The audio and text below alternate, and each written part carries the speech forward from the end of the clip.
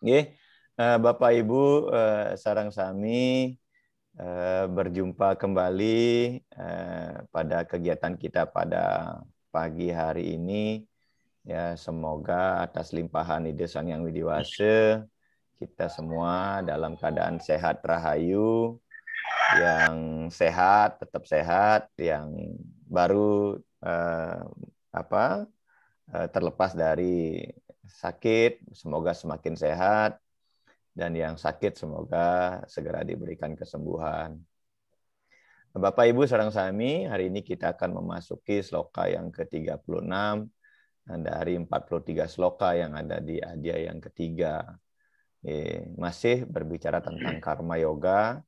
Nah, di akhir daripada sloka niki, Sri Krishna memberikan tips bagaimana kemudian kita kembali diajak untuk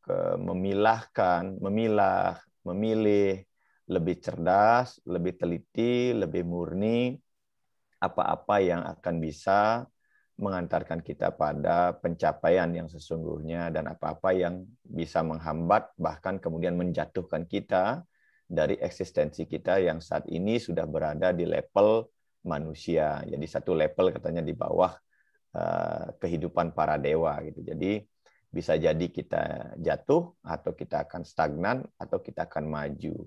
Nah, tentu permenungan sloka 36 nanti sampai 43 kalau tidak selesai mungkin kita sesampainya saja karena ini memerlukan kejernihan kita untuk memahaminya. Ini ke pengantar titiang seperti biasa, mari kita bersama-sama menyiapkan diri agar kita mampu mencerap bersama pesan dari sloka 36 dan seterusnya nanti.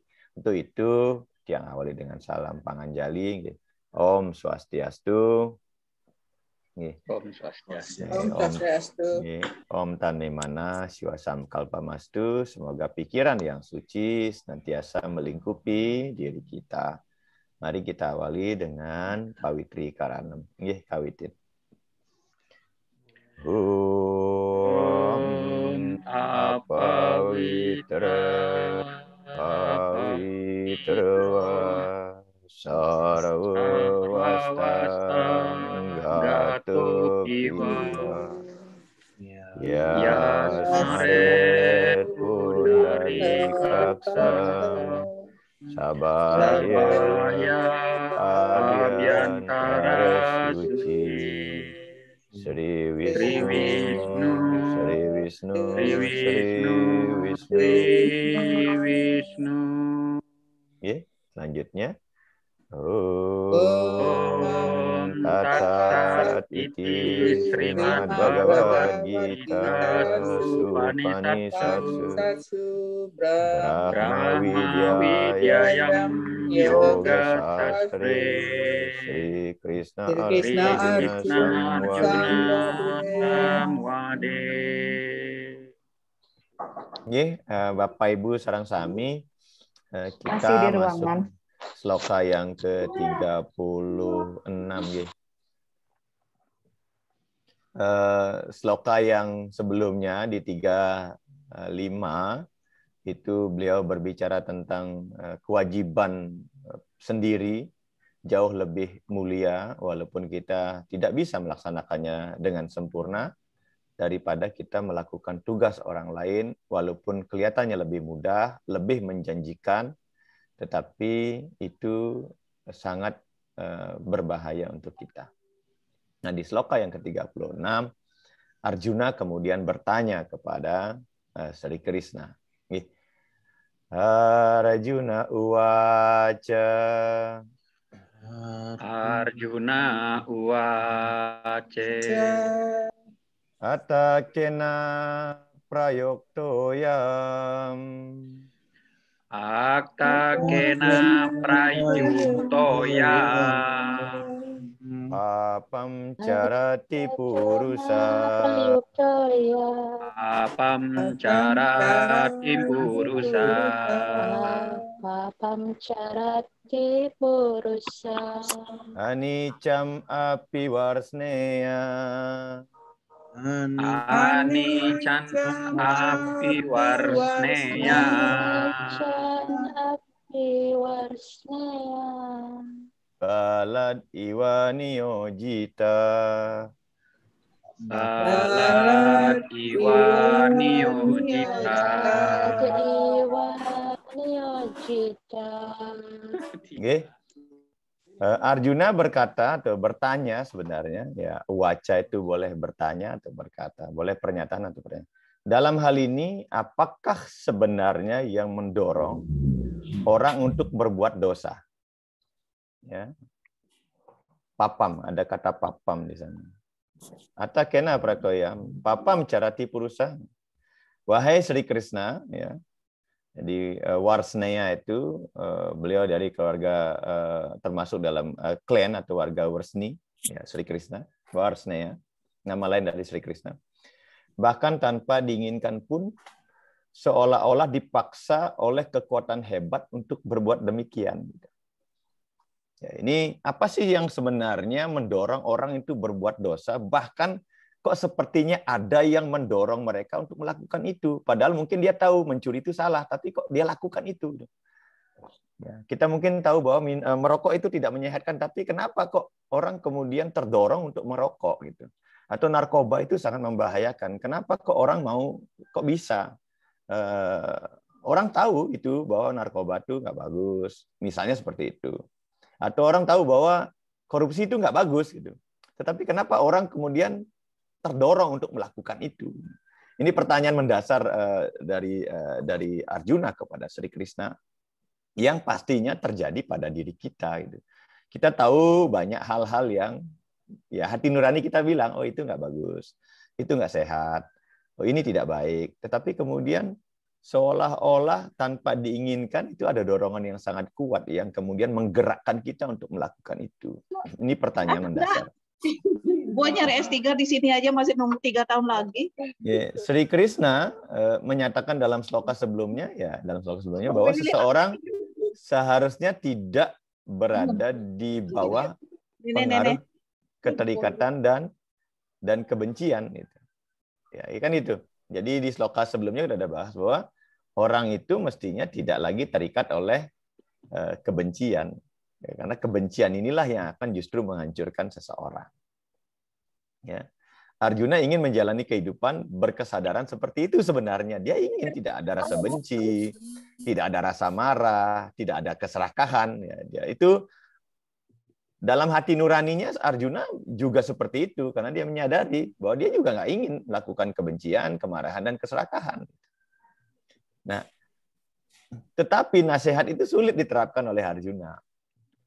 Ya, kita juga sulit mungkin menerapkan hal itu. Kita tahu gitu ya. Kita nggak pengen marah, kita nggak pengen serakah, kita nggak pengen punya rasa benci. Tapi kok sangat sulit kita terapkan dalam kehidupan nyata saat ini. Gitu.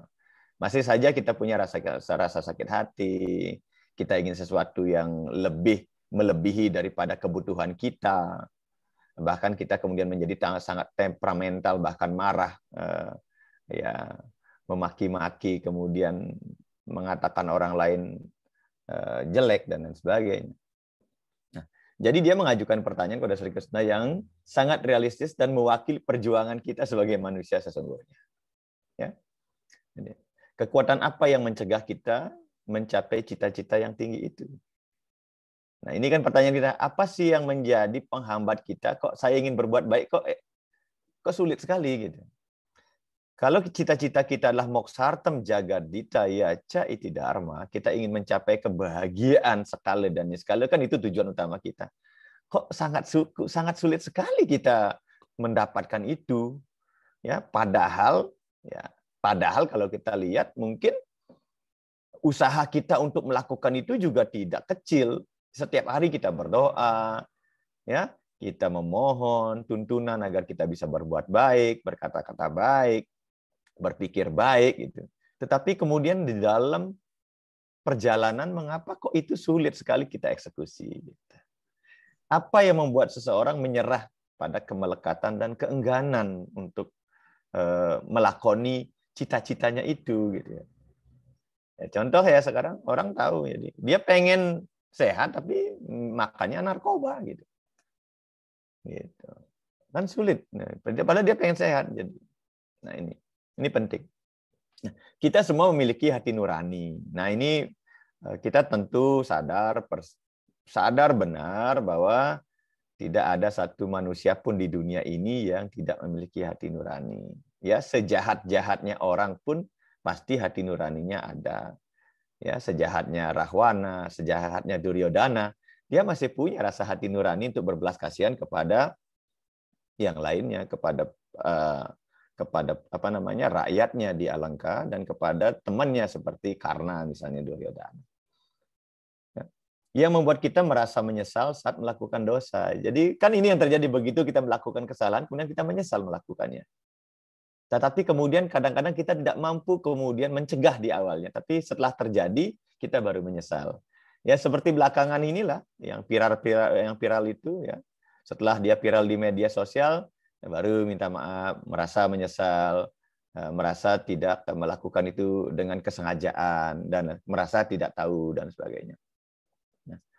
Hati nurani ya, didasarkan pada fakta ya, bahwa Tuhan adalah tempat tinggalnya kebajikan. Jadi kalau kita mau jujur mengatakan hati nurani inilah sesungguhnya linggih ide betara yang dibilang padma hridaya itu. Inilah yang sebenarnya paling jujur. Gitu. Hanya saja kita sering sekali mengabaikan kata hati nurani itu. Bahkan kemudian kita sering bingung, ini benar nggak kata hati nurani atau jangan-jangan ini dalih pikiran saya. Gitu. Nah itu.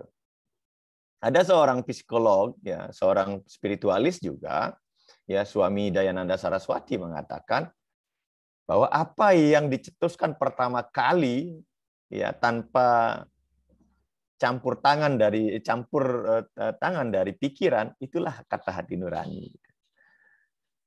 Ya, makanya hati nurani ini sering kemudian oleh Patanjali itu digambarkan muncul pada saat kemudian indria itu mengalami kelelapannya. Jadi makanya orang-orang itulah kemudian orang melakukan meditasi, ya, samadhi, memberata, mempuasa agar bisa mengendapkan gejala. Pada saat inilah hati nurani itu kemudian akan bisa akan keluar dan kemudian memberikan kita intuisi atau inisiasi. Ya, jadi hati nurani inilah sebenarnya kata Tuhan di dalam diri kita. Dan sebagai fragmen-fragmennya kita semua memiliki ketertarikan, bawaan akan kebajikan dan kebaikan. Nah, itu yang saya katakan di awal. Sesungguhnya tidak ada satu manusia pun di dunia ini yang ingin berbuat jahat. Tidak ada satu manusia pun di dunia ini yang ingin masuk neraka. Semuanya ingin hidup bahagia dan semuanya ingin mencapai moksa. Tidak ada satu manusia. Karena itu memang setiap manusia diberikan esensi kemurnian yang sama dengan Tuhan, Atman, Brahman, Aikyam. Yang esensi kesuciannya, esensi kemurniannya sama. Dan ini merupakan bawaan kita, setiap manusia. Nah, kebaikan yang merupakan sifat dari jiwa ini, ya, ini kebaikan itu merupakan sifat asli daripada jiwa inilah yang kemudian memunculkan yang namanya suara hati nurani. Ya. Jadi kita tidak bisa membuat alasan bahwa kita tidak tahu mencuri, menipu, memfitnah, memeras, membunuh, menindas, korupsi adalah kegiatan berdosa. Jadi akan sangat tidak masuk akal, ya, orang mengatakan bahwa itu dia tidak sadar kalau dia melakukan tindakan-tindakan kejahatan atau melanggar hukum yang lainnya. Jadi padahal dia sudah tahu gitu, tapi dia lakoni juga gitu. Ya, jadi tidak ada alasan kemudian orang untuk tidak tahu bahwa itu perbuatan yang salah. Gitu. Nah, kita ya saat ini di zaman modern secara intuitif mengetahui perbuatan ini sebagai dosa. Gitu. Kita tahu itu dosa.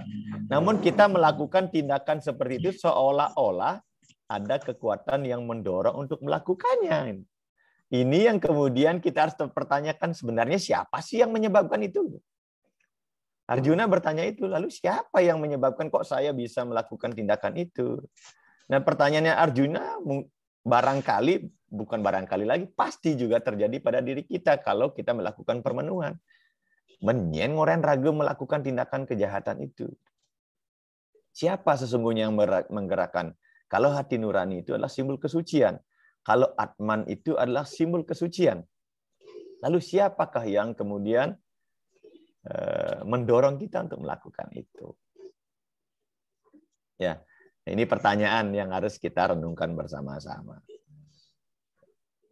Dilanjut aja. Niki PR kita dulu, niki pertanyaan. Nyen yo ngeranang gitu ya. Ya. itu Pak Komang, nyen ngeranang nih. Gitu. Padahal hati nuraninya jujur, Pak. Nyen ngeranang nih. Oke. Nge 3 ke 7. Kemudian dijawab oleh Sri Krishna. Sri Bhagawan Uwaca. Sri Bhagawan Uwaca.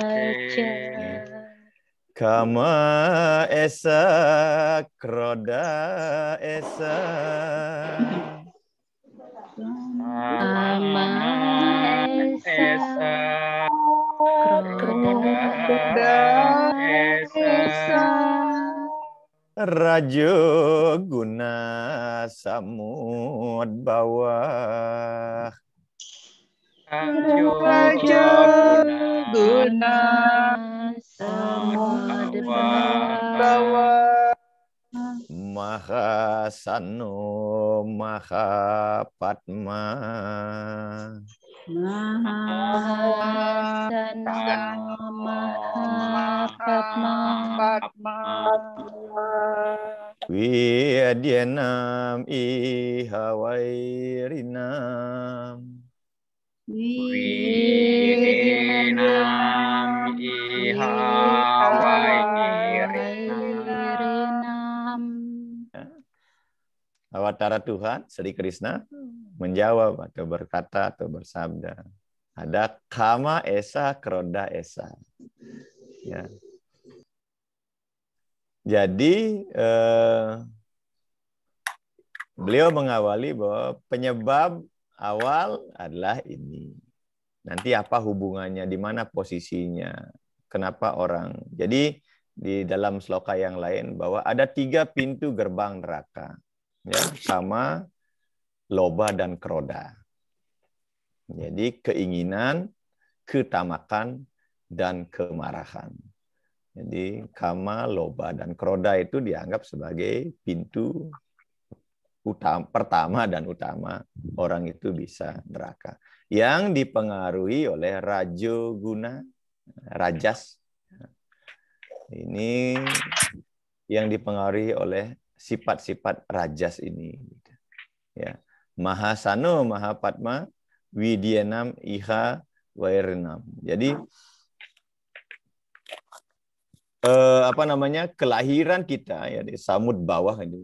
Ya, jadi ketika kita tidak menyadari esensi keilahian kita dan kemudian saat hati nurani itu kemudian kita tidak sadari, maka di saat yang samalah kemudian benih-benih kama dan kroda itu akan merajalela. Ada sebuah adigium yang sangat menarik, bahwa tatkala hati nurani itu tidur, maka di saat itulah kemudian katanya ya disebutkan di sana kejahatan itu akan merajalela.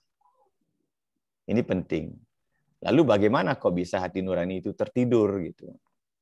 Mengapa bisa padahal dia adalah esensi kesucian. Kenapa dia bisa terlelap dan kemudian tidak ngeh kalau sehingga menyebabkan indera-indera yang lain kemudian mengalami keliarannya. Nih, penjelasan dari sloka yang ke-37 niki ini bisa dilanjutkan aja.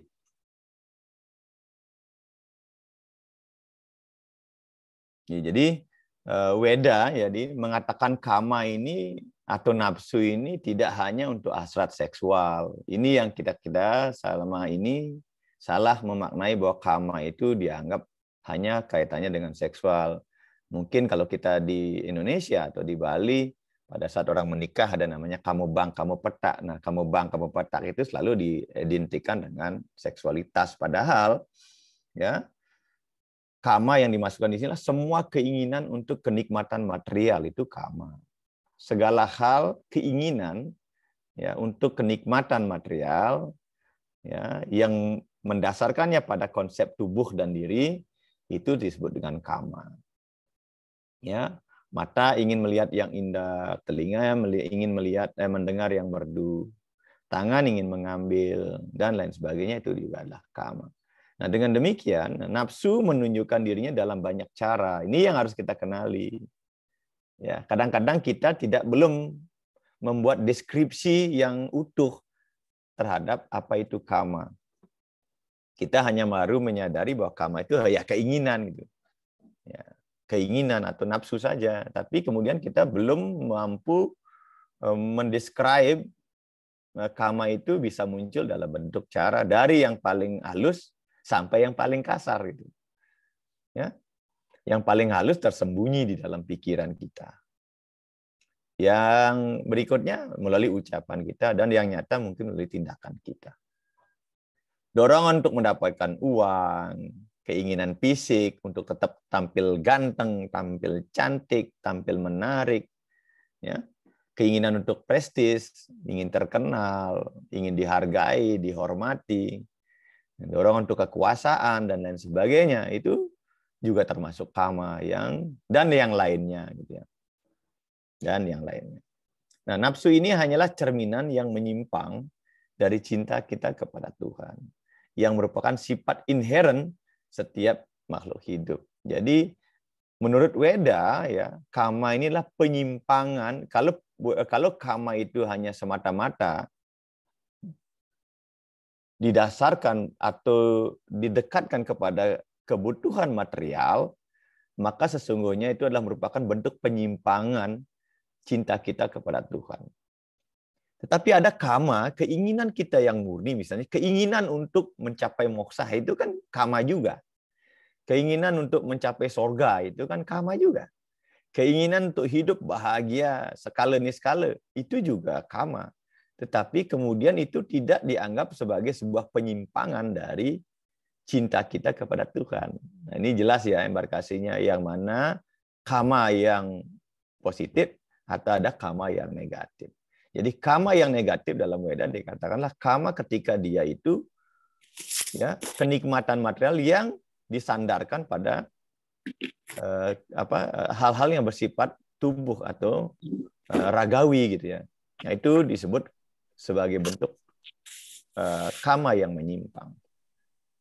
Nah, ketika ya jiwa ya berasosiasi dengan energi material dalam bentuk tubuh, cinta ketuhanannya kepada Tuhan diubah menjadi nafsu. Nah, ini ketika jiwa itu terkooptasi, ketika kemurnian jiwa kita terkooptasi ya dengan energi material, ini Pak Komang sudah membahasnya ya di Laksana Api, lampu sentir yang tudungnya ditutup mangsi. Ketika energi cahaya itu terkooptasi oleh kekuatan energi material dalam bentuk tubuh, ya, cinta murninya yang merupakan sifat yang sifatnya sama dengan Tuhan itu akan berubah menjadi nafsu. Ini yang perlu kita kenali. Ya. Jadi karena jiwa itu terkooptasi, jiwa itu terkungkung, jiwa itu kemudian diselimuti oleh awan pekat. Ya. Lapisan dosa noda daripada tubuh kita ini. Sehingga dorongan yang suci tadi ini kemudian berubah menjadi nafsu, tidak lagi menjadi sesuatu yang murni. Ya, sering sekali saya contohkan begini. Pada suatu pagi, ketika tubuh kita, diri kita masih murni, kita bangun pagi, mandi, kita ingin sekali, hati nurani mendorong kita untuk melakukan sembahyang dengan khusyuk. Itu keinginan yang luar biasa. Ingin sembahyang pagi dengan penuh konsentrasi dan lain sebagainya. Namun karena mungkin ya kepekatan daripada mangsi itu besar, tiba-tiba saja keinginan untuk sembahyang itu yang tadinya ya memang tidak ada niat untuk memohon sesuatu hanya sekedar hanya semata-mata untuk bakti kepada Tuhan, tiba-tiba itu bisa berubah. Tidak lagi untuk bisa menjadi bakti. Gitu. Bahkan kemudian itu menjadi keinginan kita. Kemudian muncullah keinginan-keinginan yang sifatnya material. Tidak lagi bakti. Ya, itu contoh kecil. Ya. Wira misalnya, tiap pagi padahal saya ingin berdoa, nguturang-aturang suksema kepada Dia Sang Yang Widewasa. Tapi karena mungkin ada hal tertentu, tiba-tiba doanya bisa berubah. Tidak lagi hanya bakti, tapi justru dipenuhi dengan permohonan-permohonan yang sifatnya material. Nah, karena cinta murni adalah kekuatan Tuhan yang tertinggi, penyimpangannya di alam material, ya, berupa nafsu, juga merupakan kekuatan yang paling kuat di dalam aktivitas duniawi. Ya, ini harus disadari bahwa ketika cinta murni itu adalah kekuatan Tuhan yang paling tinggi, maka begitu dia menyimpang menjadi nafsu, maka kekuatan nafsu ini juga sama besarnya, sama kuatnya di dalam aktivitas duniawi. Makanya sulit sekali orang ketika dia sudah nafsunya besar gitu, sulit sekali kemudian dia untuk lebih masuk ke dalam kekuatan rohaninya gitu. Saya contohkan misalnya seperti Resi Drona misalnya. Drona itu kan seorang maharesi. Beliau tahu persis mana benar, mana salah. Ya, beliau apalagi seorang maharesi. Tetapi kemudian ya penyimpangan karena rasa kemelekatannya kepada putranya, kepada balas budi. Ya, ini kan balas budi yang mengikat dia, balas budi kebaikannya Duryodhana, dia takut kehilangan jabatannya sebagai purohita kerajaan. Ini yang menyebabkan kemudian dia terikat sedemikian kuat sehingga tidak bisa membedakan mana sebenarnya kebenaran yang sesungguhnya. Ini contoh real, Resi Drona misalnya. Ya. Kemudian contoh yang lain, misalnya ya diri kita sajalah. Nggak usah Resi Drona terlalu jauh. Kita diri kita. Ya, kita tahu ya hati nurani kita jujur. Putu, Dedi misalnya, dia tahu. Ya, hati nurani jujur. Ya, saat ini saya harus masuk jam 8 gitu. Misalnya gitu ya. Aturan baru. Tapi karena bisa work from home gitu, jadi nyelip-nyelip juga gitu. Sing angken datang aja jam 9 gitu. Karena ada keinginan yang lain. Jadi kadang-kadang kita kan seperti itu. Jadi kita tahu bahwa kita harus masuk jam 8 dan itu kebenaran. Kadang-kadang kita juga tidak mau melakoni itu karena kita ada kepentingan yang kita melakukan penyimpangan-penyimpangan yang ada kepentingan material di dalamnya. Dan kekuatannya sama besar, akhirnya membuat kita tuh malas tidak bisa datang on time. Akhirnya terlambat juga dan lain sebagainya. Ya, seperti itu akhirnya kejadiannya. Nah, Sri Krishna mengidentifikasi nafsu ini, ya, jadi diidentifikasi untuk kenikmatan dunia ini sebagai penyebab dosa. Nah, oleh Sri Krishna mengatakan bahwa nafsu kama inilah yang menjadi penyebab orang melakukan dosa atau menyimpang dari jalan kebenaran atau menyimpang dari hati nuraninya. Sebagai daya pikat ganas yang duduk di dalam diri kita. Makanya ya secara skala kita sulit sekali membedakan antara kebutuhan dan keinginan. Makanya kita sering dikasih contoh, kadang-kadang ya manusia bisa dikalahkan oleh hewan kan gitu. Makanya banyak sekali di dalam Weda, di dalam kisah-kisah Pancatantra, ya, justru hewan yang dijadikan contoh agar manusia bisa belajar dari hewan. Gitu. Ya, contoh belajar kesetiaan, kita disuruh belajar kepada anjing kan begitu. Ya, kita disuruh belajar kesetiaan kepada anjing oleh susastra Weda gitu. Karena anjing sekali dia dikasih makan, seumur hidupnya dia akan ingat siapa yang pernah berbuat baik kepada dia. Simbol kesetiaan sampai dijadikan contoh oleh Yudhistira yang mengantarkan dia pergi ke surga. Gitu. Kemudian kalau kita berbicara tentang ketulus ikhlasan, kita disuruh belajar dengan pohon. Tidak dengan maharesi kita suruh. Belajarlah dari pohon tentang keikhlasan. Karena pohon tumbuh ya Dia memberikan oksigen gratis, kemudian dia memberikan bunga yang berbau harum, dan memberikan buah ranum yang bisa dinikmati oleh manusia. Dia nggak menuntut apa-apa. Dia just give, memberikan tentang keikhlasan. Jadi kita sering sekali kemudian akhirnya ya disuruh belajar justru tidak dari manusia, tapi justru dari alam, dari hewan. Bahkan kita disuruh belajar tentang disiplin, ya, dari Buto Kale ini. Ya, Buto Kale itu disiplin, Pak Komang. Ya, jangan bilang Pak Komang lebih disiplin. Buto Kale itu lebih disiplin daripada kita. Nah, gitu. Dan Buto Kale tidak mau berebut. Kalau dia memang di timur, warnanya putih, dia nggak akan ngerecokin ya warna merah yang ada di selatan gitu. Benar. Ya. Kita kan kadang-kadang suka ngerecokin ini. Nah, saya bilang Buto Kale itu kalau udah kita sang Buto Jangitan ring purwo desante gitu. Ya, umanis pancewarante. Kalau dia tidak warnanya putih, dia nggak mau datang. Ya, kalau dia uripnya nggak 5, dia nggak mau datang. Nggak mau. Ya, nggak mau. Nah, itu saya bilang. Jadi Buto Kale itu jauh lebih disiplin daripada kita. Nah, itu kita harus belajar bahkan dari sesuatu yang kita anggap mungkin tidak baik. Nah, modus nafsu menipu jiwa untuk percaya bahwa benda duniawi akan memberikan kepuasan. Jadi modusnya ya, modus operandi nafsu itu akan seperti itu. Seolah-olah bahwa ya benda-benda duniawi ini akan memberikan kepuasan, dan dengan demikian seseorang akan menciptakan keinginan untuk mendapatkannya. Jadi nafsu inilah yang kemudian memunculkan keinginan yang berlebih. Jadi bukan kebutuhan lagi, tapi keinginan. Jadi greed ya. Nah, ketika keinginan dipuaskan, nah ini ia akan melahirkan keserakahan, loba, ya, kama loba. Jadi karena keinginan inilah yang kemudian memunculkan keserakahan, loba dia. Ya. Bila ya keserakahan ini tidak bisa terpuaskan, dia akan menimbulkan amarah gitu.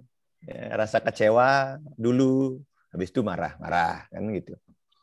Jadi kan sekarang begitu. Jadi ketika keinginannya tidak diakomodir, ya demo berjilid-jilid kan begitu.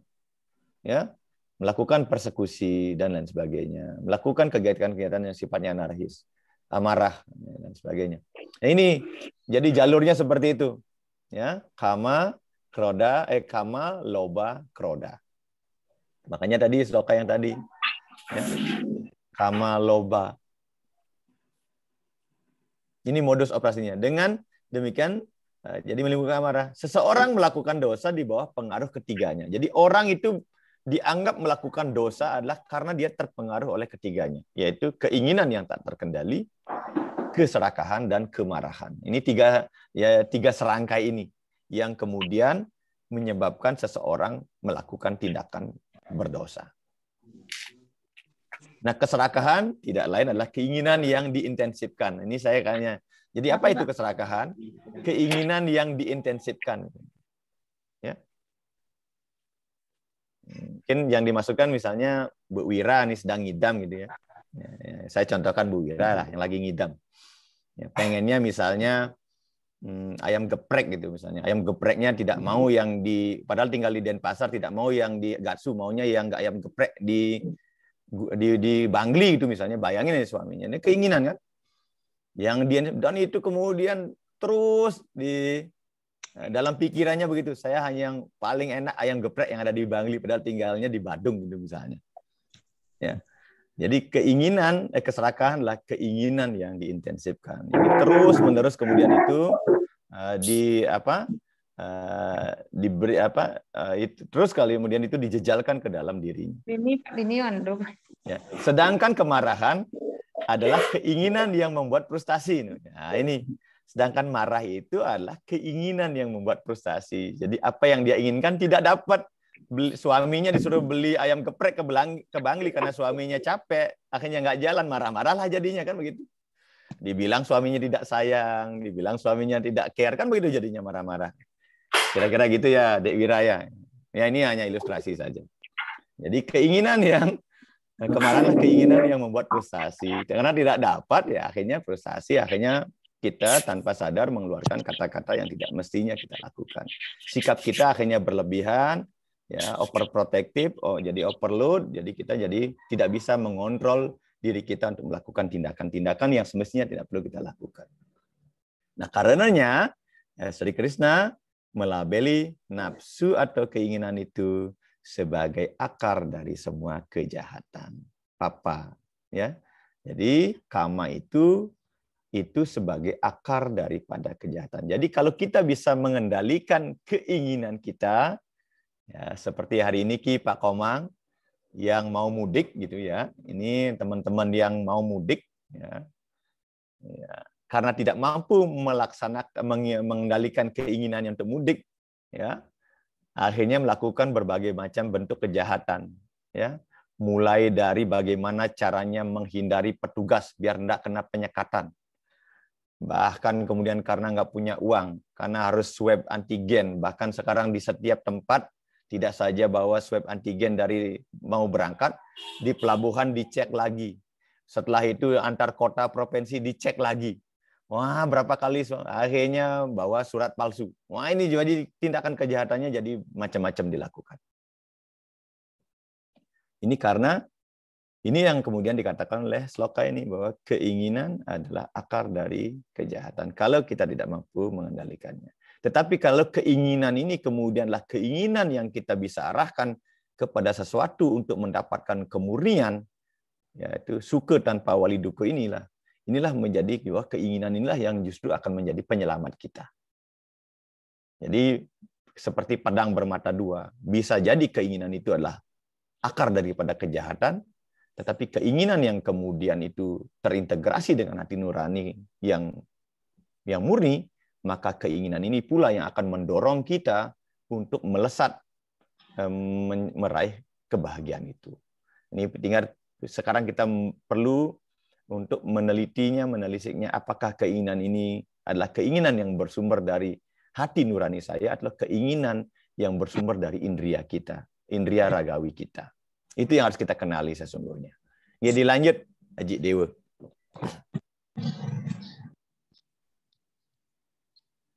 Di sloka yang ke-38, kita nih juga sangat bagus sekali. Ya. Dume navriyate wahnir. Dume navriyate wahnir. Yata darsa malenaca. Yato darso malenaca.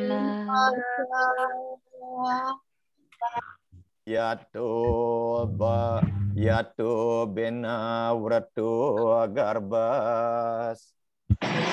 Yatol benaurito garbas. Tata tene dam avratam. Tata tene dam auritam. Sebagaimana halnya api ditutupi oleh asap. Nah, ini kembali ilmunya Pak Komang nih dengan lampu sentirnya. Ya. Dan cermin ditutupi oleh debu. Ini kan ngayaknya. Atau janin ditutupi oleh kandungan. Seperti itu pula halnya kesadaran spiritual seseorang ditutupi oleh hawa nafsunya. Ini sangat jelas. Ya. Kalau api ditutupi asap, masih kelihatan cahayanya Pak Komang, walaupun redup, gitu ya. Kemudian kalau cermin ditutupi debu, mungkin masih kelihatan, tapi sudah lebih buram lagi. Ya, yang tadinya wajahnya Pak Komang ganteng, tiba-tiba karena cerminnya tutup debu, bercekan jadinya gitu. Atau seperti halnya kalau kita memakai kacamata yang tidak pernah kita bersihkan, kemudian kita melihat keluar rumah kita menganggap tetangga kita mencucinya tidak bersih. Kemudian kita berkata, wah itu tetangga saya jorok sekali, ya mencucinya tidak bersih, ya bla bla bla bla. Padahal yang ada adalah kacamatanya yang tidak pernah dibersihkan, atau kaca rumahnya yang tidak pernah dia bersihkan dari luar, sehingga dia melihat yang ada di luar itu kotor. atau seperti janin dalam kandungan. Nggak kelihatan sama sekali. Ya walaupun sekarang ada USG 4 atau 5 dimensi. Tetapi secara umum dikatakan bahwa seperti janin di dalam kandungan nggak terlihat apa-apa. Nah, kualitas daripada pengaruh nafsu itu juga seperti itu. Ya, ada yang tipis-tipis, ada yang sudah sangat samar, bahkan sampai sama sekali orang itu gelap, tidak melihat apa-apa. Jadi dia sama sekali dalam kepetengan gitu ya, dalam kegelapan. Itu kira-kira apa itu makna dari sloka 38 ini. Lanjut, Ji.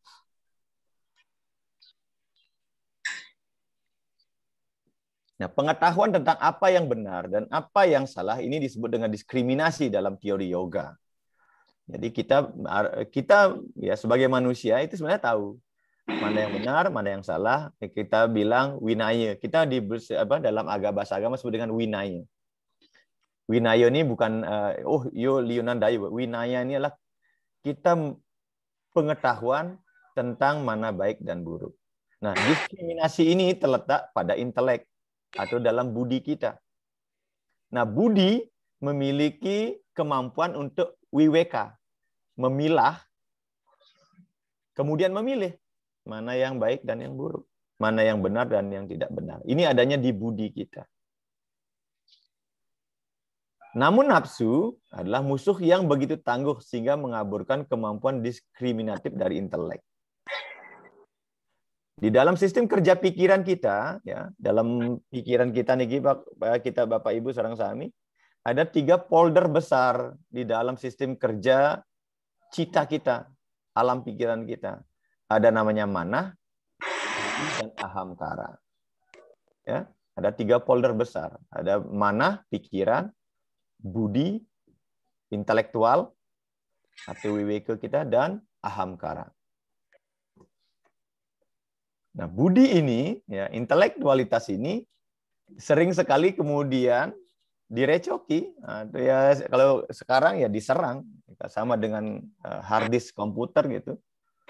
Ya, di dalam hard disk komputer kita itu nafsu itu atau ahamkara ini sering sekali kemudian dia menyerang kecerdasan kita, mempengaruhi kecerdasan kita, mempengaruhi pikiran kita. Pertama kali pikiran yang paling mudah dipengaruhi. Mengapa pikiran manah itu paling mudah dipengaruhi oleh ahamkara? Karena antara ahamkara dan manah ini sama-sama menggunakan media indria. Ya.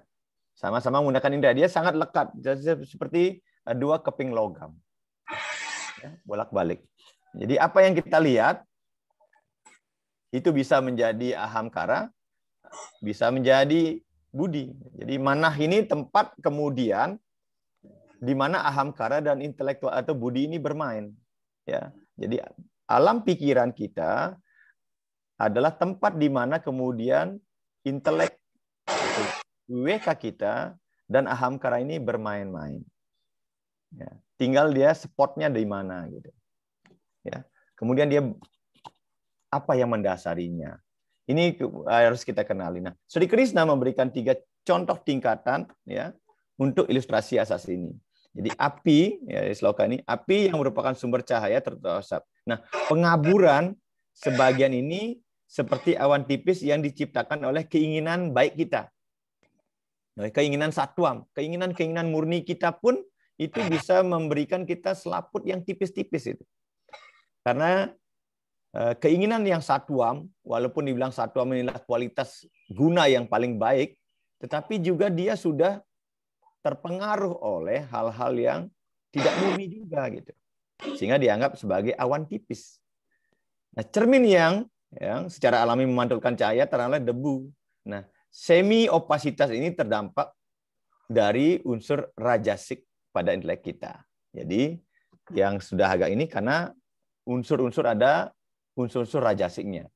Ada motif-motif lain. Ya, ada motif-motif yang lebih tidak murni daripada budi kita. Ini yang kemudian menyebabkan kemudian hati nurani kita semakin kabur. Dan embrio yang disembunyikan atau janin yang disembunyikan dalam rahim, inilah pengaburan total. Ya, ini diperoleh guna tamas. Inilah yang kemudian yang mampu, level ketiga inilah yang akan mampu mengembangkan kemurnian dari hati nurani. Kalau lapisan 1, lapisan 2, ya masih aman lah. Kira-kira masih aman. Walaupun sudah lampu kuning. Tetapi kalau kita sudah seperti janin yang disembunyikan oleh kandungan ibunya, kita sudah memeteng, kita sudah tidak tahu kangin kauh, gitu ya. Ya. Nah, di saat inilah kemudian daya wiweka kita, budi kita itu sudah dihabisi oleh ahamkara. Di pikiran kita sudah terkooptasi oleh ahamkara, dan akhirnya intelektualitas kita, daya pemilah kita akhirnya kehilangan tuahnya, tidak berdaya dia lagi. Demikian pula sebanding dengan tingkat keinginan kita.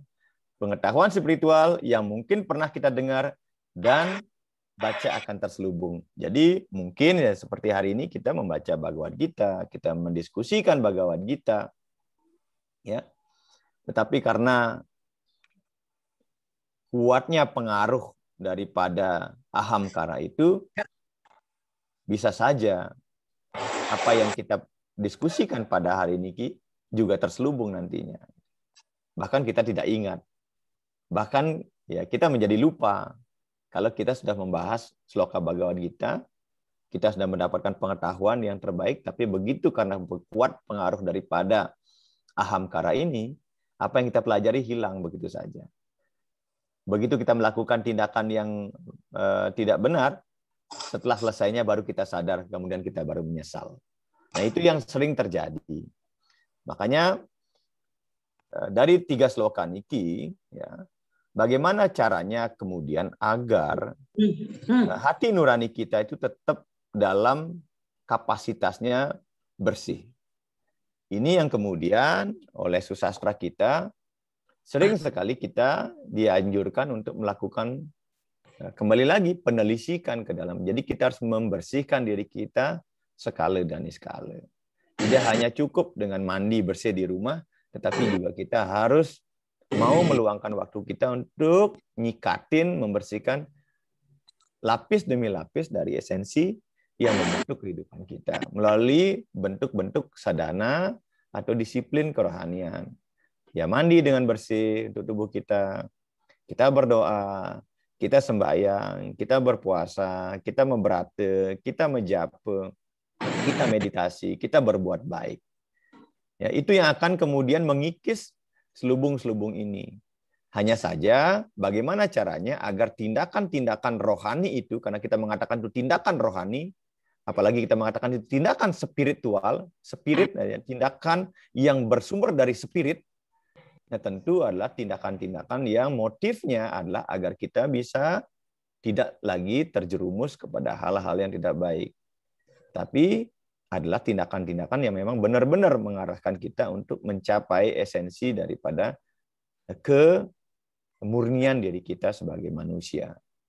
Bapak Ibu sareng sami, karena niki memang temanya agak berat kita diskusikan, tiang kira saya mau di 3 sloka dumun kita diskusi, karena kalau tiang lanjutkan ke sloka yang ke-39, tambah berat lagi kita nanti akan memaknai ketiga sloka niki. Paling tidak kita sudah dapat clue-nya bahwa keinginan adalah merupakan akar daripada kejahatan. Kalau keinginan itu kemudian tidak bisa kita, apalagi keinginan itulah keinginan indriawi yang kemudian tidak bisa terpenuhi, akan menimbulkan yang kemudian kalau itu terus diberikan atau kalau kemudian itu terus tidak dikendalikan, dia akan menjadi keserakahan.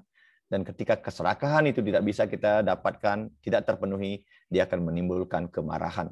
Dan kemarahan adalah puncak daripada kemerosotan kita. Jadi api kemarahan akan membakar kita habis sampai menjadi abu. Itu yang kira nih kedumun. Dan nanti kalau kita masih punya waktu, kita akan bahas loka yang ke-39, 40, 41, dan 43. Oke, yang kira nih kedumun aji dewa, karena niki terus terang saya bilang, tiga sloka niki sangat menurut ukuran tiang pribadi, karena ini memang perlu kita lebih pelan-pelan untuk mendalaminya sehingga kita dapat inti pesan dari sloka niki. Tiang kira dike demen tu Haji, tiang waliang sama tu Haji Dewa. Nggih, suksema. Nggih, Om, Santi, Om. Om Santi.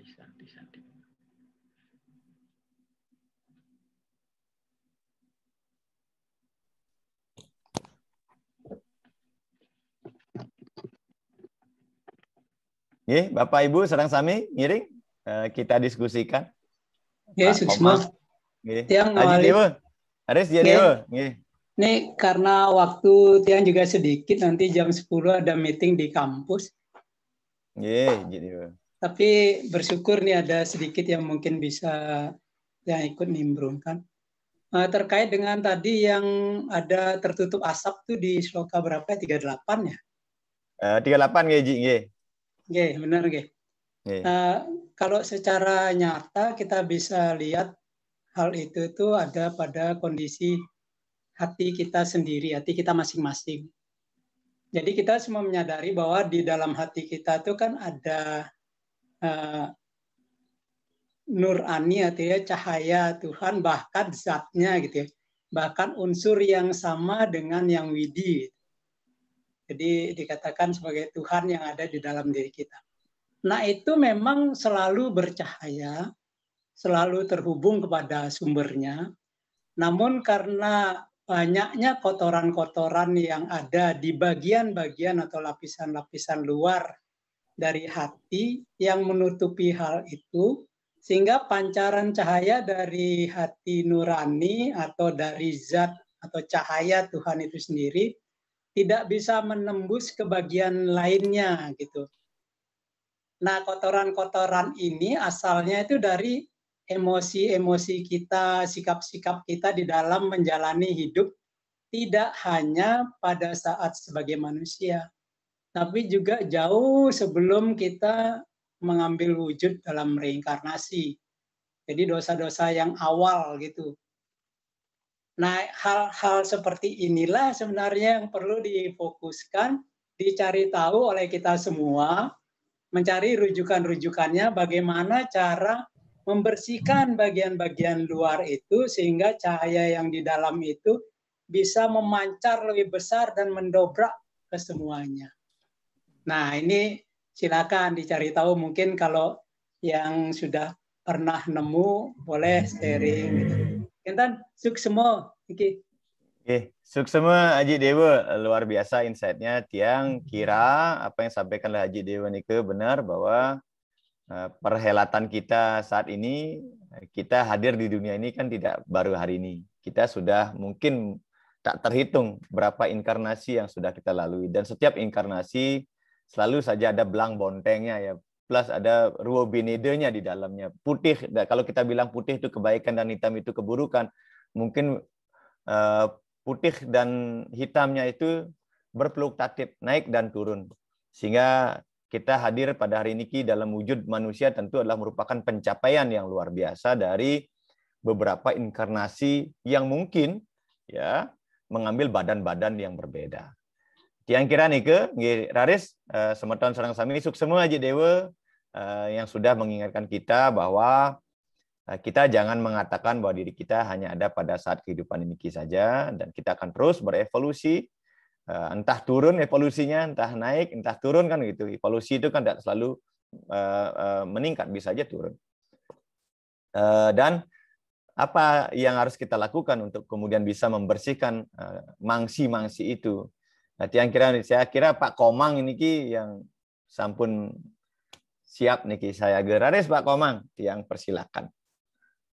Yang penting jangan bertanya ya Pak Komang. Justru Tiang yang ingin bertanya. Tapi menurut Tiang apa yang disampaikan itu memang luar biasa. Memang ini menjadi pembahasan yang tidak akan habis-habisnya Pak, tentang bagaimana pengendalian kama ini. Karena memang di lain pihak ada ajaran mengenai catur warga. Catur warga itu 4 hal yang harus selalu kita usahakan agar bisa tercapai. Di situ juga ada kama.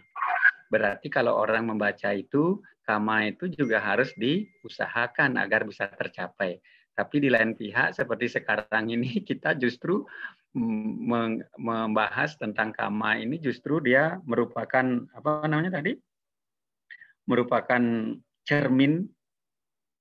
cerminan bahwa sudah menyimpang dari cinta kasih Tuhan. Tadi itu disampaikan begitu ya di Sloka 37. Sehingga memang membutuhkan pembahasan-pembahasan yang cukup panjang, dan saya setuju dengan Pak Jeromangku bahwa ini memang berat ini pembahasan ini, sehingga memang kita harus pelan-pelan. Karena memang banyak ajaran-ajaran yang memang kita harus lebih teliti lagi untuk mempelajarinya. Salah satu seperti tadi yang sampaikan itu. Nah, kemudian untuk hal yang disampaikan oleh Pak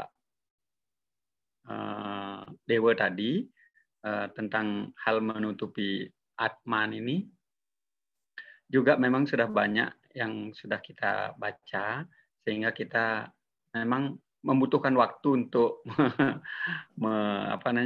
untuk memahaminya. Yang juga pernah membaca bahwa penutup Atma itu ada 5 lapisan yang disebut dengan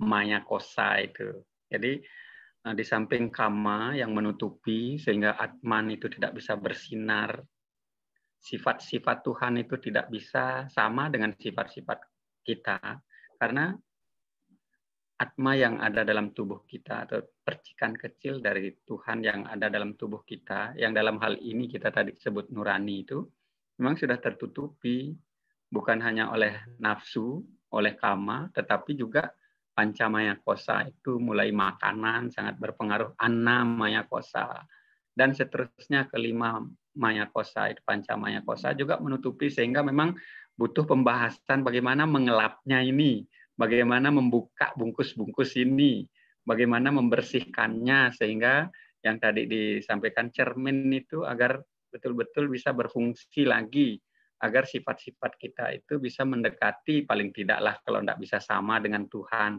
Karena sesungguhnya kita ini semua kan ada nurani dalamnya, ada Tuhan dalam, tapi sifat kita kok tidak sama ya?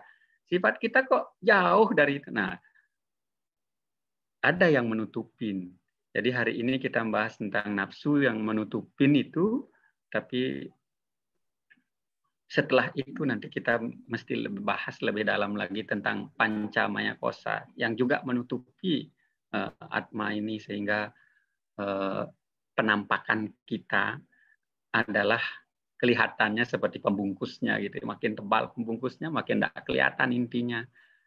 Sifat-sifat asli kita justru tidak kelihatan karena pembungkusnya terlalu tebal.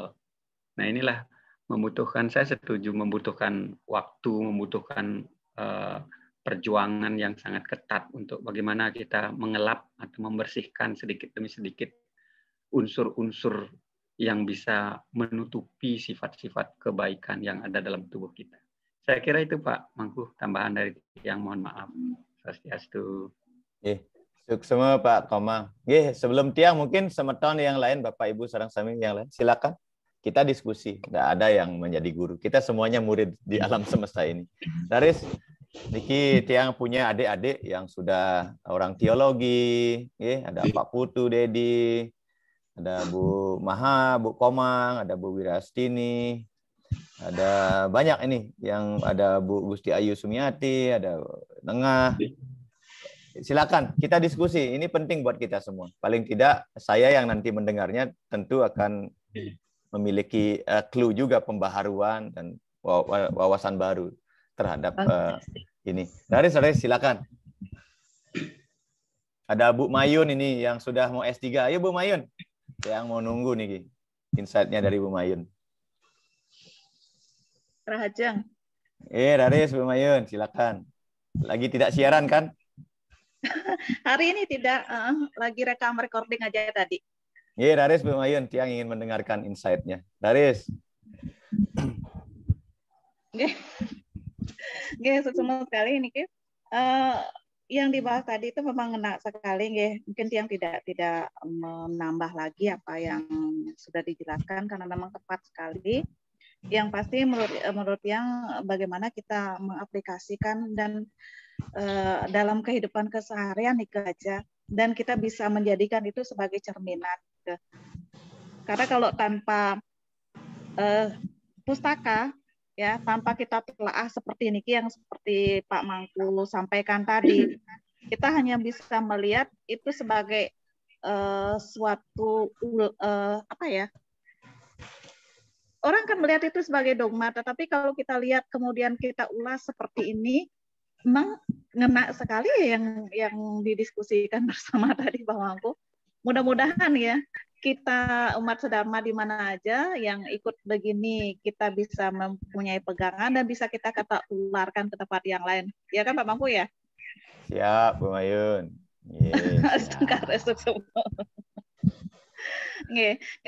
Sukses sareng kami. Semoga selalu bisa bersama untuk di lain kesempatan.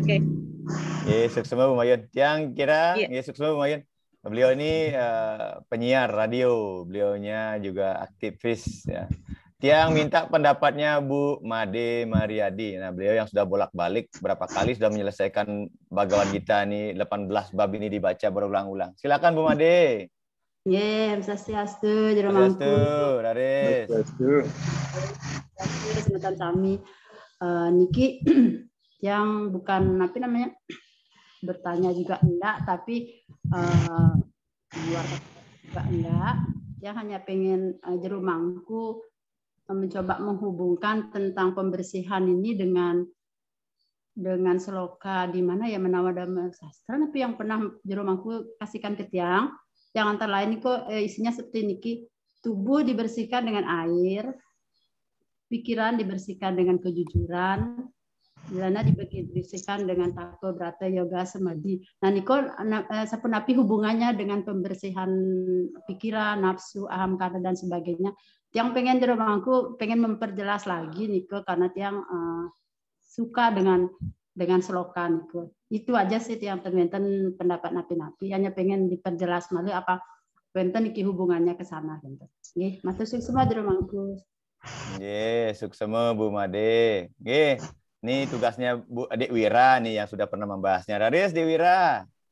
Saya berikan kesempatan. Raris. Wira. Raris di Wira. Swastini.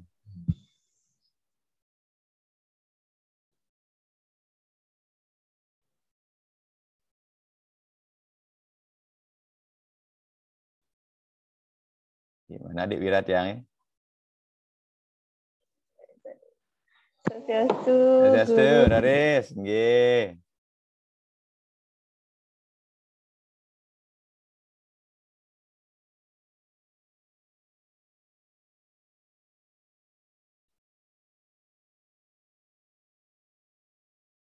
Masih di mute, Dek.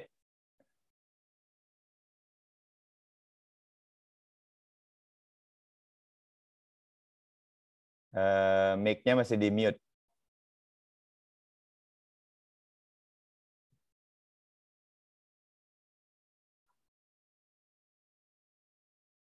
Dek Wira masih bisa dengar ya? Mic-nya di mute, Dek.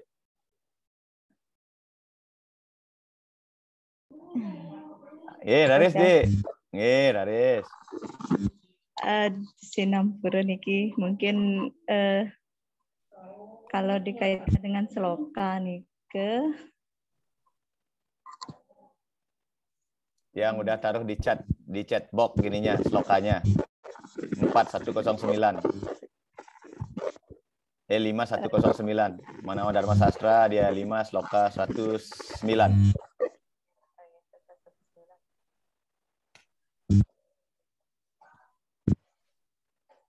Mungkin itu salah satu sebagai upaya untuk bisa kita membersihkan istilahnya menuju dari pertama membersihkan jasmani, pembersihan jasmani, selanjutnya diupayakan untuk bisa mencapai kesucian secara rohani atau mengarahkan keinginan itu menuju kemurnian sehingga mencapai kesejahteraan. Cuman kalau menurut yang pribadi selain pemahaman seloka ya lebih kepada upaya penerapan kita Tiang ini dari pemahaman tiang pribadi. Mohon maaf, Guru, mungkin bisa ditambahkan karena kedangkalan sekali pemahaman tiang. Terima kasih, Guru. Suksema Dewira. Sira malih tiang ada naben-naben tiang ini ki. Ada Bu siapa niki? Tiang nggak bisa baca semuanya niki. Siapa nih? Ada lagi siapa naben tiang niki?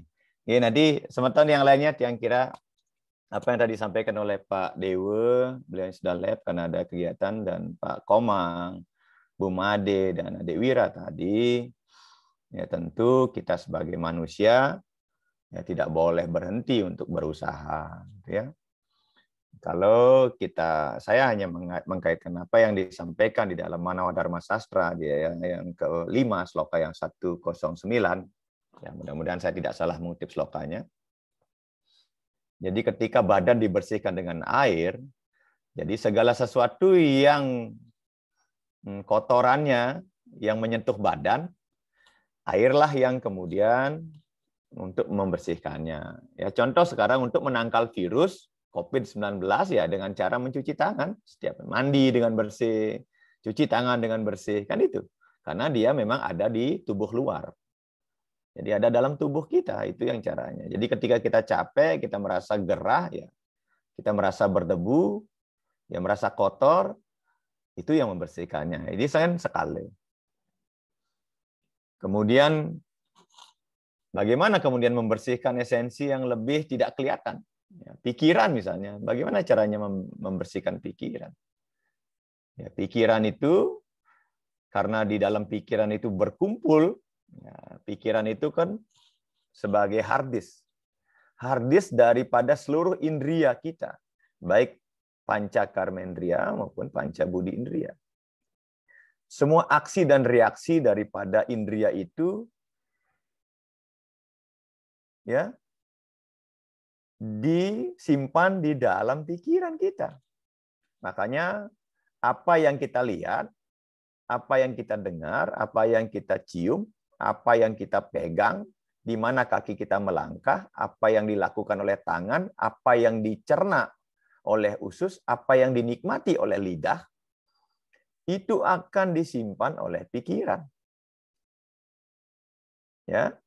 Kalau semakin banyak Bu Made, Bu Gede Sudira menyimpan pikiran yang tidak baik, ya, gara-gara karena pandemi, ya, utangnya banyak yang belum terbayarkan, tuh angono stres, itu yang dimasukkan setiap hari, maka pikirannya pengeng, kadang panadol sing mempan, ini kan kira-kira obat sakit kepalanya yang tidak mempan, tetapi sesungguhnya karena kita terlalu banyak menyimpan berulang-ulang pikiran yang tidak sehat di dalam diri kita. Lalu bagaimana caranya membersihkan? Di sana dikatakan, untuk bisa membersihkan pikiran, maka lakukanlah kebenaran. Berarti apa? Berarti kita harus menyimpan file-file kebenaran yang lebih banyak di dalam diri kita. Ya, lihat yang indah-indah gitu. Lihat, dengar yang benar-benar saja. Jangan suka mendengarin gosip yang nggak benar gitu.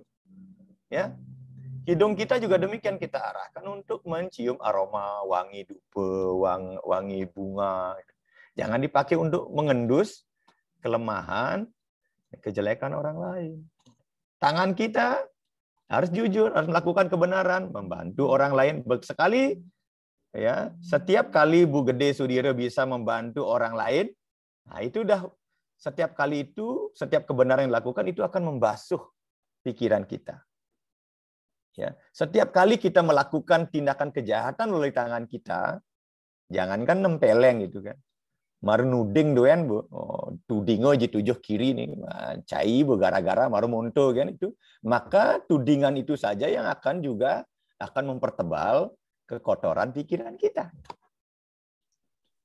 Kaki kita juga demikian. Setiap kali kita bisa melangkahkan kaki kita di jalan benar, sering kita ajak Tirta Yatra ke pura, Tirta Yatra, nggak usahlah ke pura Gunung Salak ya Bu Gede ya. Tirta Yatra ke Merajan, gitu loh Bu Gede, yang dekat-dekat aja ya. Tirta Yatranya ke Merajan, Tirta Yatra ke Pelangkiran. Maka setiap kali langkah kita menuju itu, maka langkah-langkah itulah yang akan menyucikan pikiran kita. Lidah kita juga demikian. Setiap kali kita bisa mengucapkan kata-kata kebenaran, kata-kata kejujuran, setiap kali kita membaca sloka suci, membaca mantram, maka setiap kali mantram yang kita ucapkan akan membersihkan pikiran kita. Itu sederhana sekali. Cuman memang mempraktekannya yang perlu perjuangan begitu. Anak demenan menggosipi ajak mejapu begede gitu. Mejapu 108 makelo sana sane gitu. Tapi yang menggosip tuh berjam-jam asik sekali gitu. Nah, ini kan perbedaannya. Sekarang tinggal kita ya, kalau kita ingin membersihkan pikiran kita ya japunya yang diperbanyak. Kan setiap kali kita menyebut nama Tuhan itu sama dengan kita sedang menyikat pikiran-pikiran keruh kita. Demikian juga telinga kita. Dengarkan yang benar-benar. Belum lagi perut kita. Mari kita nikmati makanan yang benar. Ya. Masak dengan penuh cinta. Walaupun dari uang yang benar, tapi kalau masaknya tidak penuh dengan cinta, ya ngamuk-ngamuk pada saat masak, memisuh pada saat masak, makanan itu tidak akan membawa pikiran yang tidak akan mampu membersihkan pikiran kita. Masakan yang didapat dengan cara yang benar, dimasak dengan penuh cinta, itulah yang akan membersihkan pikiran kita. Walau keuangan uyah bedek jakuranane jag kenyamin kan begede, "Pak, makan Pak, sarapan pagi." Kadang keuangan uyah jag pasti kurane jag demen itu. Itu yang membersihkan pikiran itu. Yang bujani bu kar masak, lebih sebengin malu gitu. pikiran kuranani merengat udah sumpet duluan gitu. Nah, kira-kira seperti itu. Jadi saya ambil contoh-contoh yang real. Nah, itu pikiran. Lalu bagaimana dengan atman kita, hati nurani kita? Bagaimana cara membersihkannya ya? Dengan ilmu pengetahuan suci. Hari ini apa yang kita lakukan? Ya, diskusi Bhagavad Gita dalam rangka untuk memberikan asupan makanan jiwa kita, atman kita. Ya, makanya saya pernah membuat video pendek, ya, mendengarkan ajaran suci saja berpahala, nggak usah mendiskusikannya. Ya, mendengarkan saja, nanti kita akan bahas itu di sloka di adya yang ke-18. Siapa yang mereka mendengarkan separuh saja dari kisah ini, dia akan mendapatkan pencerahan. Jadi salah satu cara agar kita mengikis bagaimana agar atman ini bisa mendapatkan pencerahan, atman ini bisa terkikis debu-debunya adalah dengan cara ilmu pengetahuan suci. Dengan berdiskusi seperti inilah asupan, tidak saja asupan sekala, tidak saja kita sedang mendengar kebenaran, mata kita sedang memperhatikan kebenaran, ya, mulut kita sedang mengatakan kebenaran, tetapi jiwa kita juga sedang menikmati kebenaran. Maka mempelajari kitab suci, menekuni, mendalami kitab suci, itu secara automatically sedang membersihkan berbagai lapisan-lapisan dalam tubuh kita. Tidak saja lapisan tubuh kita. Ya.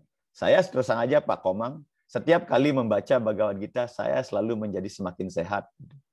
Pikiran saya semakin cerah, dan jiwa saya semakin tenang, dan saya selalu mendapatkan intuisi baru setiap kali saya membaca sloka. Even itu sloka yang sama.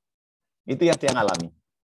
Akhirnya saya menyadari bahwa setiap kali saya membaca sloka, entah Bhagavad Gita, entah Sarasamusaya, apa saja, entah dengan membaca mantram saja, saya sudah mendapatkan sukacita yang berlipat ganda. Tidak saja ana maya kosa saya, tetapi juga mano kosa, mano maya, juga jenana, bahkan ananda maya kosa. Badan kesadaran kita juga akan bergerakkan.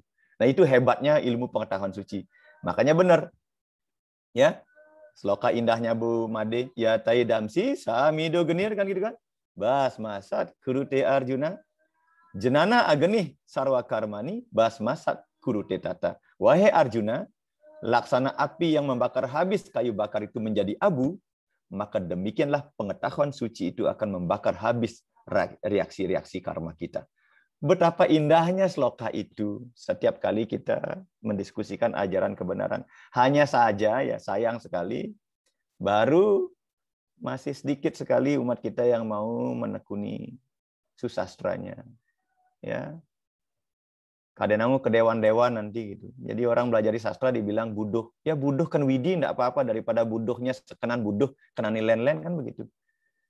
Kan lebih baik buduh kan widi. Ya ini yang perlu kita, makanya saya terus aja Pak Komang saya sampaikan. Ya, indeks religiositas agama Hindu, penelitian 2019 itu paling seduri, Pak. Minat literasi umat Hindu terhadap kitab sucinya. Itu paling terakhir dibandingkan dengan Konghucu yang baru menjadi agama.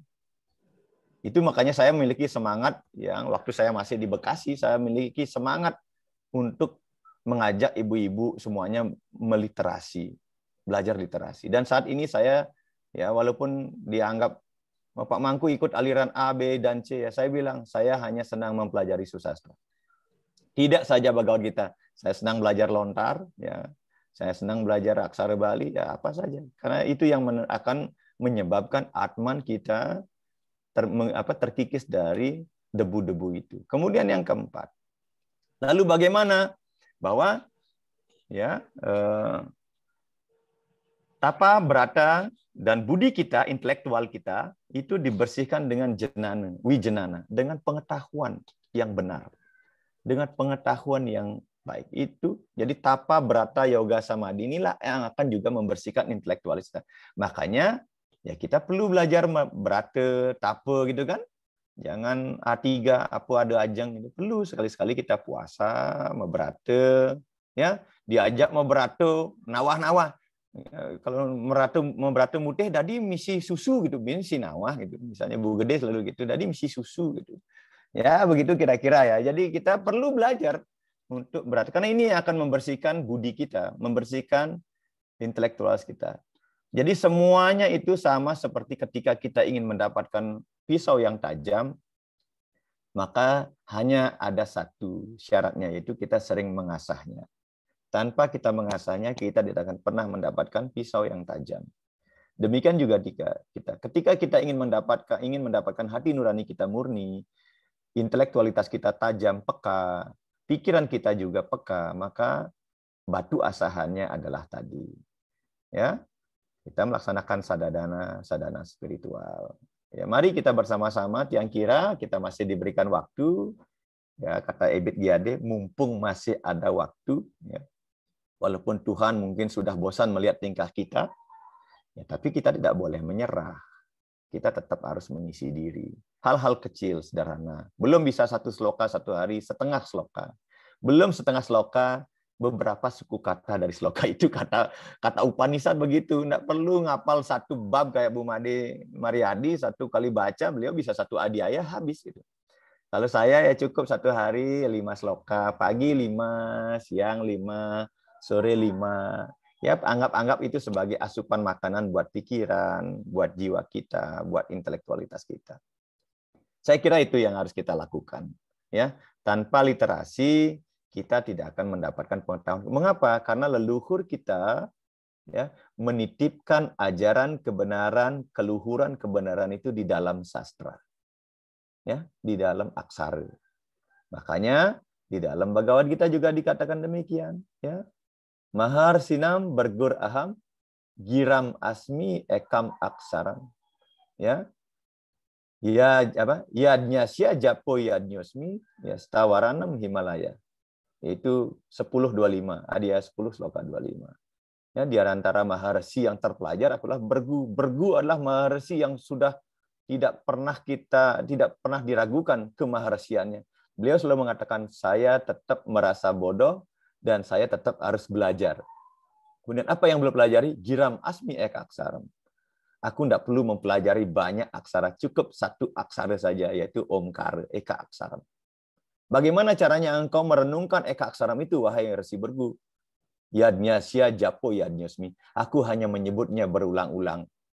Ya, berjapa. Jadi om begitu saja, narik napas, om, keluar napas, om. Hanya itu yang dilakukan oleh Resi Bergu. Bagaimana caranya? Kita harus bisa mencontoh Stawaranam Himalaya. Kita harus bisa kokoh. Ya, kokoh artinya sadhana kita harus mantap, harus seperti gunung yang tidak pernah tergoyahkan. Walaupun mungkin banyak orang mencela, baru berjapa dibilang ke dewan-dewan, baru berjapa dibilang ke India-Indiaan. Jangan sampai seperti itu. Jadi kita harus kokoh seperti gunung itu melakukan sadhana. Jangan cerat-ceret, jangan pelin-pelan itu. Ngenah, bin sing, bin teko, bin males, waduh ini. Bin memerek tiping sap, waduh. Ini yang kadang-kadang gangguannya seperti itu. Jadi sloka 10:25 itu seperti itu Maharsi. Ya, beliau Maharsi selalu belajar hanya dengan satu aksara, dia lakukan sebagai japa, dan dia lakukan dengan penuh disiplin seperti halnya Himalaya yang berdiri tegak, tidak pernah goyah. Ya, tiang kira nih Pak Komang, renungan-renungan kita hari ini. Matur suksema Pak Komang. Luar biasa Pak Irmangku. Hebat. Denten. Tiang hanya menyambung-nyambungkan saja dari pikiran-pikiran Pak Komang, Bu Komang, dan Dek Wira tadi, dan Pak Dewo. Tiang senang, karena tidak ada yang terputus Pak Komang, semuanya terkoneksi, semuanya terangkai, dan indah sekali saya kira. Nih Pak Komang. Susmo Bapak Ibu, ampura Pak Mangku tadi keputus, saya lagi ada panggilan yang lain. Silakan Bapak Ibu, jangan lupa mengisi link absen karena kita sebentar lagi udah mau selesai di ADIA 2-nya, ADIA 3-nya, dan supaya bisa dapat sertifikat Bapak Ibu agar mengisi link absen. Terima kasih. Silakan mungkin Bapak Ibu yang masih ingin bertanya. Ada sebentar yang lain.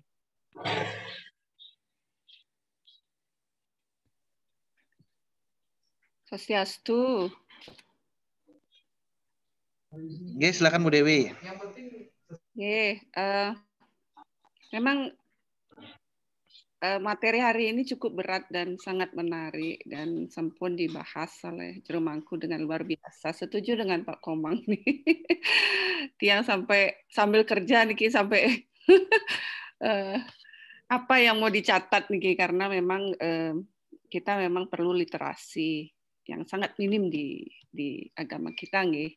Tapi dengan adanya ini luar biasa kita bisa belajar bersama. Dia hanya ingin memperdalam pemahaman saja untuk bahwa seringkali konflik antara kata hati dan pikiran itu pasti ada nggih. Jadi kembali lagi pengalaman seseorang dengan latihan-latihan masalah-masalah hidup kinten nggih, dan juga sharing dengan teman-teman dan membaca literasi itu menjadi acuan.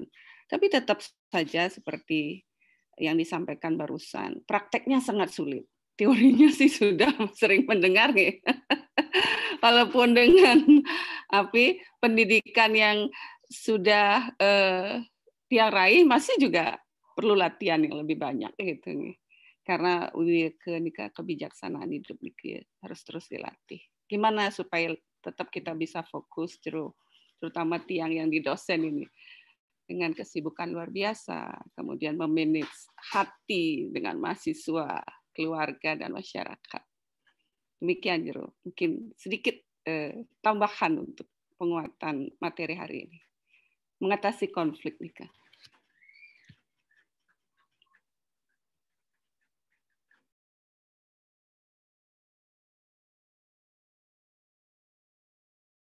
Pak Mangku Ampura masih di mute Pak Mangku.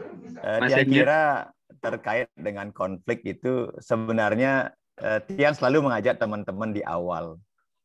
Ya, doanya indah sekali. Doanya pendek. Om tane mana siwa samkalpa mastu. Ya Tuhan, semoga saya punya pikiran yang semoga kita semua dilingkupi dengan pikiran yang suci. Nah, kalau ini kita awali kegiatan kita bahwa harus disadari bahwa kebenaran itu tidak saja hanya milik dosen. Jadi kebenaran is from everywhere, ya. Bahkan dari sesuatu yang kita tidak sangka gitu. Tidak hanya dari manusia. Itu saya sampaikan tadi bahwa kita perlu belajar kebenaran dari tumbuh-tumbuhan, dari hewan sekalipun. Bahwa kebenaran itu tidak saja terletak di dalam diri manusia. Tuhan itu meresapi semua entitas yang ada di alam semesta. Kalau Tuhan itu adalah kebenaran, maka kebenaran itu meresap di dalam setiap entitas, baik yang bergerak maupun yang tidak bergerak. Makanya Vedanta tidak salah mengatakan Wiswa Wirat Swarupa. Seluruh keberadaan di alam semesta ini adalah wujud kosmik dari Tuhan atau kebenaran itu. Dan beliau mengatakan Iswara Sarwa Bhutanam, aku meresapi setiap entitas yang ada, baik yang bergerak maupun yang tidak bergerak. Nah, kalau pemahaman ini kita miliki, maka sesungguhnya kita tidak boleh kemudian menjustifikasi orang lain itu tidak memiliki kapasitas. Nah, kan ini persoalannya. Kita selalu menganggap orang lain tidak punya kapasitas. Lu kan mahasiswa, gua dosen, gitu. Lu nggak tahu apa-apa, gua yang lebih tahu, gitu. Jadi Sering sekali kita baca bahwa jangan lihat buku dari covernya gitu. Tapi kita sering melakukan kesalahan yang sama. Padahal itu kita sudah tahu gitu. Ya gitu ya Dek Wiraya. Kalau salah saya renungannya begitu. Jadi jangan lihat buku dari covernya, tapi kita sering melakukan hal yang kembali. Kita sering melihat orang hanya dari penampilannya. Kita sering melihat orang itu hanya dari apa yang dia pakai, apa yang dia gunakan, dan lain sebagainya. Kita sering melihat orang itu siapa namanya. Ya saya sering mengalami Bu Kemang. Ya, ketika ngasih ceramah, pertama ditanya sudah membuat saya deg-degan, nunasa ngantuk linggih gitu. Saya bilang saya negakin sepeda motor gitu, simpel aja saya jawab. Ya, karena itu akan membuat kalau saya bilang nak jabu atau apa, wah ini saya nggak bisa masuk. Padahal itu mungkin dan lain sebagainya. Itu yang pertama. Yang kedua, kita harus bisa memposisikan diri kita dengan orang lain equal, se-equal-equalnya. Even kita saat itu sebagai dosen. Entah kita sebagai dosen, sebagai guru, sebagai juru mangku, entah kita sebagai apapun. Kita harus menempatkan diri kita equal. Karena memang kita nggak ada yang merasa, tidak boleh merasa lebih. Ketika kita merasa diri kita lebih, di saat yang sama kesombongan itu sedang menyelinap, mengintip kita, mengkuptasi kita. Kan itu kuncinya di sana. Karena bentuk daripada kesombongan, keinginan kama itu banyak ragamnya. Semakin halus pemicunya, semakin sulit kita akan mengatakan apakah ini bentuk keangkuhan atau bukan. Maka doa yang berikutnya sering saya pakai. Ya. Sebelum saya belajar, saya tidak saya sampaikan di sini. Saya masih ingat dengan teman-teman saya di Bekasi, saya selalu berdoa hal yang sama. Om sahana wawatu, sahana wabungnatu, sahawiryam karawawahe, tejas winawaditam-astu mawid wisawahe. Ya Tuhan, hari ini saya datang, saya berkumpul bersama-sama, kalau ini di kelas ya, hendak belajar bersama-sama untuk mendapatkan pencerahan bersama-sama. Semoga hamba dapat saling memaklumi dan terhadap perbedaan pendapat, semoga kami semua dapat saling memaafkan jika ada kesalahan. Itu doa yang pertama. Itu petikan weda. Jadi kita harus hadir di sana sebagai orang-orang yang sedang belajar. Halo Jeromangkus, sebelum lewat, mohon maaf Niko, doa yang sangat bagus, boleh nggak di-share Niko supaya kita juga tahu. Boleh. Tiang share nggih. Tiang share. Ampun tiang back dulu sebentar. Nanti tiang share jangan ditutup dulu Jidewo ya. Yes, Kemudian ada doa yang ada materi yang indah juga. Itu doa pertama. Yang kedua ada Weda yang mengatakan demikian. Badram karnabi srenu yama dewa, badram pasemak sabir ya jatra, stirair anggais tustu suamsa stanubir wiase mahi dewa hitam yad ayuhu. Ya Tuhan, semoga hamba dapat mendengar kebenaran ini datang dari segala penjuru. Badram karnabi srenu yama dewa, ya. Badram pasemak sabir ya jatra. Semoga hamba dapat mendiskusikan ya apa yang hendak hamba bicarakan ini dengan hati yang terbuka, jadi tidak ada dusta di antara kita. Jadi kita semuanya sedang menjadi anak-anak yang sedang belajar di alam semesta. Makanya saya katakan, kita sedang belajar di universitas kehidupan. Walaupun yang menyampaikan materi bukan berarti saya lebih tahu, belum tentu. Saya hanya menyampaikan apa yang sudah ada. Ya, tentu. Jadi seperti itu. Jadi kita diajarkan oleh agama untuk be equal. Jadi kita setara. Hanya saja ya kebetulan saja kita Bu Ayu ditunjuk oleh institusi untuk berada di depan. Paling tidak sebagai dosen, hanya saja dosen itu menangnya apa? Dia satu langkah lebih maju dari mahasiswa gitu. Karena dia sudah duluan nyusun bikin kurikulum, tahu RPP dan lain sebagainya. Tetapi kemudian apakah kemudian mahasiswa itu tidak lebih pintar dari kita? Belum tentu. Saya sering mengatakan demikian. Jadi kita belum. Nah, kalau ini kita bisa lakukan, mengawali kegiatan-kegiatan pembelajaran kita, paling tidak kita bisa minimize ya bentuk-bentuk terselubung daripada aham kara tadi, dari kama tadi, dari keserakahan tadi, atau bahkan dari kemarahan kita. Yang kira demikian Bu Ayu, yang tidak berani menggurui guru nih kan, guru digurui kan saya nanti alpah ke guru nanti kan gitu. Jadi kita sedang sering. Nanti tiang share di chat grup doa tadi nggih, Bang Deten kelewatan. Nggih, dilanjut dulu Pak Komang tiang nyari filenya Dumuniki biar tiang enggak kelewatan. Nggih, suksema Jero. Jadi luar biasa yang disampaikan barusan bahwa kita harus belajar dari mana saja dan dari siapa saja, dan terus belajar gitu. Dan itu yang kedua itu Tiang catat sekali bahwa kita harus mampu memposisikan diri yang sama gitu. Jadi itu underline untuk value untuk hari ini yang menurut yang dari sisi ya Pak Komang dan Pak Wahyu ini benten dari. Tiang ampun share di chatbox nggih. Doa yang tadi. Oke, silakan dicatat. Semua rayu. Filenya sudah ada Bu, Tiang hanya meneruskan mantan. Silakan. Jadi Om Sahana Wawatu, Sahana Ubunatu, Saha Wiryam Kara Wawahe, Tejaswina Wadita Mastu Mawidwisawahai. Itu doa indah sebelum kita belajar. Kita ajak ya mahasiswa itu untuk masuk ke dunia itu, bahwa kita sedang belajar bersama-sama. Ya, tidak ada yang sedang menggurui, kita semuanya sedang menjadi murid-murid daripada alam semesta ini. Jadi Weda itu mengajarkan kita seperti itu. Ya. Nggih, Raris, teman-teman yang lain, Bapak Ibu, teman-teman yang lain, silakan.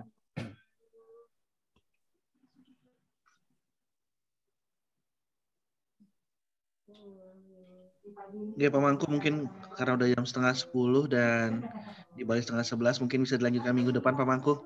Pembicaraan yang sangat menarik ini. Mungkin Pak Mangku ada closing statement, Pak Mangku. Suksema Pak Dewa Nunas Ampura pada Bapak Ibu sareng sami. Ya, hari ini kita hanya bisa membahas 3 sloka saja yang memang sudah sangat padat sekali. Titiang tidak berani speed untuk menyelesaikan Adiaya ini sampai sloka yang ke-43. Tapi paling tidak apa yang kita dapatkan dari diskusi kita tadi, bahwasanya kita tidak boleh berhenti untuk terus membenahi diri. Itu yang pertama. Yang kedua, kita tidak perlu melakukan hal-hal yang terlalu ekstrim ya. Kita daily life saja. Kita perlu mengkoreksi, mengevaluasinya dari sesuatu yang paling sederhana. Kegiatan-kegiatan sederhana sekali. Ya, itu yang pertama. Jadi tidak perlu yang besar-besar, yang sederhana-sederhana. Kemudian sentuhkan rasa di dalamnya agar kita mengalaminya. Itu yang penting. Jadi kalau kita membaca sloka, entah Bhagavad Gita, Sarasa Muscaya atau apapun, maka yang harus kita lakukan tidak hanya sekedar membacanya, tetapi kita harus menyentuhkan rasa keberadaan kita di dalamnya, nikmati. Seperti halnya kita menikmati secangkir kopi tiap pagi, atau seperti halnya kita menikmati sarapan kita setiap hari, maka sepertilah kita harus menikmati apa yang kita baca. Hingga dia benar-benar meresap tidak saja dalam tubuh kita, tetapi juga dalam pikiran, tapi juga di dalam kesadaran kita. Hanya ini yang kita bisa lakukan sederhana-sederhana saja. Begitu juga ketika Bapak Ibu sembahyang tiap pagi, ya, puji Trisandya. Bukan hanya semata-mata menyelesaikan bait demi bait dari Trisandya itu, tapi lagi bagaimana kemudian kita menyentuhkan rasa keberadaan kita di dalam puja itu. Ini yang akan menjadi semacam nutrisi yang akan sangat bermanfaat bagi kemajuan kehidupan rohani kita. Tiang kira nike Pak Dewa, semeton semuanya sareng sami, ya tetap jaga kondisi, jaga kesehatan. Ya, tiang sareng berdoa, yang sedang tidak sehat semoga segera diberikan kesembuhan, kesehatan. Dan yang sedang beraktivitas, semoga sida karya, sida sampurna, tanpa halangan.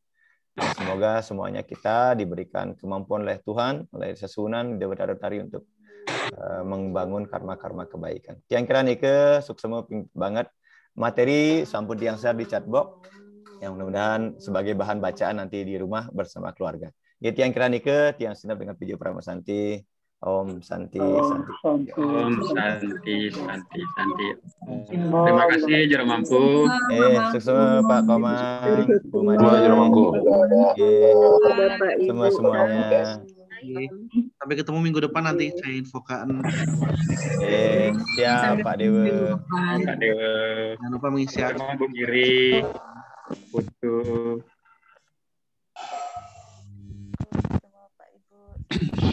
Oke, Ampura yang close meetingnya. Terima kasih semuanya. Semoga selalu sehat. Oke, terima kasih.